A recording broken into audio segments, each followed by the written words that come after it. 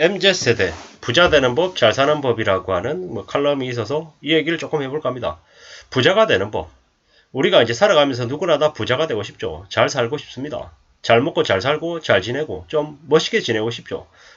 멋진 옷을 입고요. 예, 좋은 차를 타고 싶고 좋은 집에서 우아하게 살고 싶습니다. 그리고 왠지 좀 특별한 존재가 된 것처럼 생각하면서 남들 앞에서 좀 고상하게 좀 자상한 모습을 좀 내보이고 싶습니다. 근데 우리가 살아가는 삶이 우리 생각하는 것처럼 우리 바람대로 안 흘러갈 때가 많더라는 거죠. 최근에 개미가 타고 있어요. 이런 드라마가 티빙에서 나오고 있습니다. 뭡니까? 좀 잘 살고 싶은 생각에 여러 가지 투자를 했지만 실제로 현실은 녹록치 않더라는 거죠. 부자가 되고 싶어서 투자를 시작했지만 부자는커녕 부자가 아닌 하층민이 되는 경우도 많더라는 겁니다. 잘 살고 싶어서 투자를 했는데 잘 사는 게 아니라 못 살게 되는 경우가 많더라는 거죠. 우리가 잘 되는 것, 못 되는 것, 그리고 중간도 있다라는 걸 잊지 말아야 될 것 같습니다.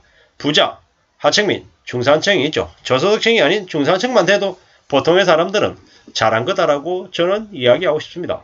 저 같은 경우에도 마찬가지입니다. 지난 21년째 직장 생활을 해오고 있지만 그동안에 많은 사고를 쳤죠. 그렇기 때문에 지금 제 모습은 조금 불만스럽습니다. 근데 만약에 21년 전으로 되돌아가서 그때부터 성실하게 그냥 월급의 극히 적은 일부분을 저축하면서 계속 살아왔다라면 어땠을까요? 지금의 삶이 그래도 중산층으로 모자람 없이 부족함 없이 살았을 거다라는 생각이 드는 거죠. 근데 안타깝게도 저는 여러 투기를 했었고 귀가 얇은 탓에 많은 남들의 말에 휘둘리다 보니까 많은 것들을 잃었습니다. 되돌아보니까 특별하게 큰 일을 벌이지 않고 그냥 묵묵히 저축하면서 살아왔더라면 지금 최소 중간 이상은 됐을 건데 라는 생각을 한다는 거죠. 주식 투자할 때 이렇게 해야 된다. 부동산 하면 이렇게 해야 된다. 이런 여러 가지 얘기들은 도처에 깔려 있습니다. 저도 20대 때, 30대 초반에 미친 듯이 책을 읽었습니다. 부동산 관련해서 돈을 많이 버는 법, 주식해서 고수가 되는 법, 피터 렌치, 아니면 워런 버핏, 앙드레 코스틀라니, 여러 가지 사람들의 책들을 찾아다니면서 읽었죠. 근데 그 읽었다고 해서 제가 그럼 주식의 고수가 됐냐? 그렇지 않더라고요. 부동산 책을 수백 권을 읽었지만 그렇다고 해서 제가 그러면 아주 그쪽에 전문가가 됐냐? 그렇지 않더라는 거죠. 저는 최근에 이제 지난 몇 년 사이에 아주 유명한 그 부동산 상승론을 부추기는 분이 있습니다. 그분하고 나름 그래도 인연이 있죠. 근데 그분은 부동산 관련한 책을 써서 쓰는 책마다 베스트셀러가 돼서 인쇄도 많이 벌었을 거예요. 그리고 불려다니는 곳이 너무도 많습니다. 그렇기 때문에 그는 아마 부동산 관련해서 알선해주고 아니면 홍보하고 이런 것들로 수십억 혹은 수백억을 벌었을지도 모릅니다. 그런 엄청난 사람이죠. 근데 저는 그 사람하고 전혀 반대 입장에 서 있습니다. 그 사람은 집값이 계속 오른다. 집은 언제든지 사야 된다. 2급지에서 3급지에서 2급지 1급지로 올려야 된다. 무조건 집을 사라는 주인인 거고 저는 좀 그 반대인 거죠. 집은 언제든지 무리하게 사면 그게 부메랑이 돼서 삶을 무너뜨릴 수 있기 때문에 함부로 사서는 안 된다라고 생각합니다. 마찬가지로 주식도 마찬가지입니다. 지금 주식은 앞으로 내려갈 일이 예정되어 있는 시장이다. 그렇기 때문에 함부로 주식에 비투해가지고 들어가는 건 안 좋다라고 생각합니다.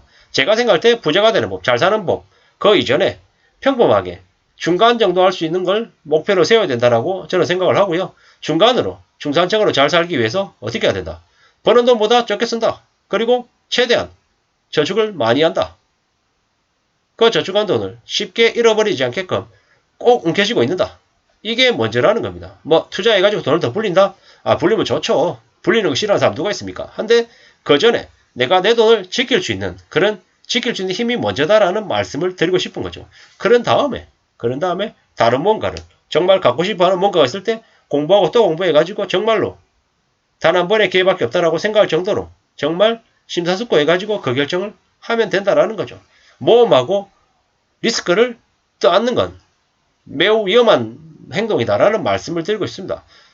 앞으로 기준금리가 22년, 23년, 24년, 그 이후까지 계속 올라갈 수도 있겠다라는 생각이 많습니다. 언제 물가가 내려갈까요? 22년, 23년, 24년, 25년쯤에는 물가가 좀 내려갈까요? 잘 모르겠습니다. 확실한 건 금방 물가가 내려가지는 않을 것 같다라는 거죠. 꽤 긴 기간 동안 물가가 우리를 힘들어하게 만들 것 같다라는 거죠. 그러면은 돈이 언제든지 부족하고 돈이 없어가지고 공경에 처하는 일도 많을 겁니다. 돈이 없으면 돈을 빌리러 다녀야 되잖아요. 돈을 빌리러 다니는 일만큼 씁쓸하고 불편한 건 없습니다. 좀 더 현명하게 살아야지. 잘 살아야지. 돈을 적게라도 좀 손에 쥐고 있어야지 좋은 모습인 거지. 함부로 돈이 없어가지고 이리저리 휘둘려 다니면 어떻습니까? 불편하죠. 씁쓸하죠. 뭐 잘 살고 싶고 부자가 되고 싶은 마음은 많죠. 한데 함부로 욕심부리거나 탐욕을 가져서는 안 되겠다라는 거죠. 뭐 청약통장 가입하고 공모주 청약하고 시가총액 1위 기업에 주식을 투자한다. 이런 것들은 좀 뭐 맞는 얘기일 수 있습니다. 맞는 얘기일 수 있는데 잘 생각해 볼 필요가 있는 거죠.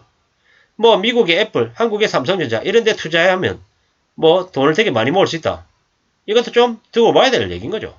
왜냐? 삼성전자 지금 계속 주가 내려가고 있잖아요. 애플도 마찬가지고 언제든지 계속 돈을 벌 수 있는 건 아니라는 거죠. 가상화폐 참 잘 봐야 될 필요가 있는 거죠. 우량 주식에 투자하고 자고 있으면 10년 뒤에 부자가 돼 있을 거다. 이런 얘기들도 좀 우려하면서 봐야 되는 거죠. 마냥 그럴 수 있는 건 아니라는 거죠.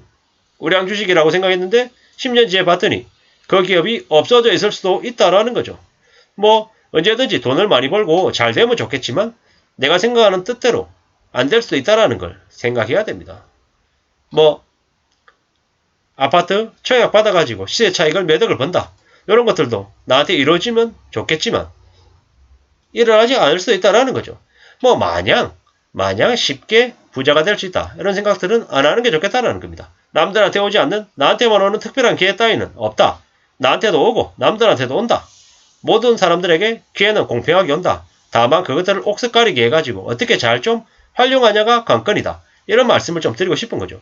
쉽게 부자가 되겠다, 잘 살겠다라고 욕심부리는 건 좋은 모습이 아니다라는 말씀을 드리고 싶습니다. 그보다는 자기 삶을 잘 지키는 거, 그리고 자기가 하고 있는 생업을 가장 오랫동안 잘 유지시키는 거, 그런데 더 고민하고 그런 방법을 강구하는 게 훨씬 더 낫겠다라는 말씀을 드립니다. 뭐 대단하게, 멋지게, 휘황찬란하게 삶을 살아가려고 각오하는 것보다 좀 조용히 소리 소문 없이 티 안 나게 묵묵히 일하는 모습을 추구하는 게 훨씬 더 낫겠다, 나은 모습이다라는 말씀을 드리고 싶습니다. 부자가 되고 잘 사는 법을 추구하기보다는 안전하게 사는 법을 추구하는 게 낫겠다라는 말씀을 드리면서 마칠까 합니다.